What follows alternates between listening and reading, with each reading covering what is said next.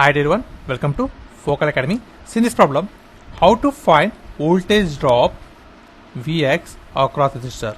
So in this circuit, one voltage source, one dependent voltage source and three resistors are there, which are connected in series to the source voltage. Now asking that how can you find voltage drop Vx so across 5 ohms resistor.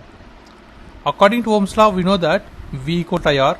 So with the help of that, we can easily find voltage drops across each resistor. Keep aside this formula. Now here only one loop is there.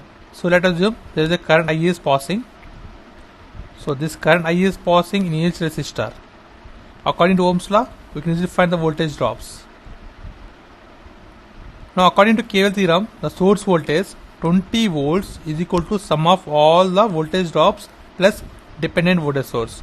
That is, in this 3 ohms, the voltage drop is, according to Ohm's law, that is 3 into I. 3I plus, next, this is dependent voltage source, that is plus 2Vx plus the voltage drop across 5 ohms is 5 into I. That is 5 into I equal to voltage drop across 5 ohms.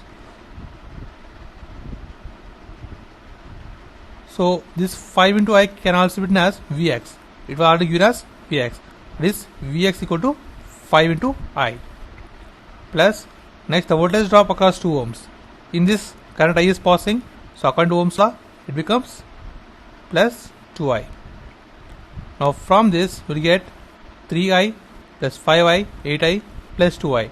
Nothing but 10I plus 2Vx. Now Vx can be written as 5I. So the Vx is the voltage drop across 5 ohm resistor.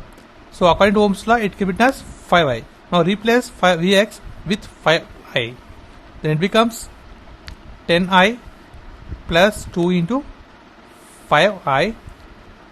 Nothing but 10I plus 10I. That's equal to 20I. Here 20 volts is there. So from this we will get current I equal to 20 by 20. Nothing but 1 ampere. Now substitute current I in this equation, we will get Vx value because we want voltage drop Vx across resistor.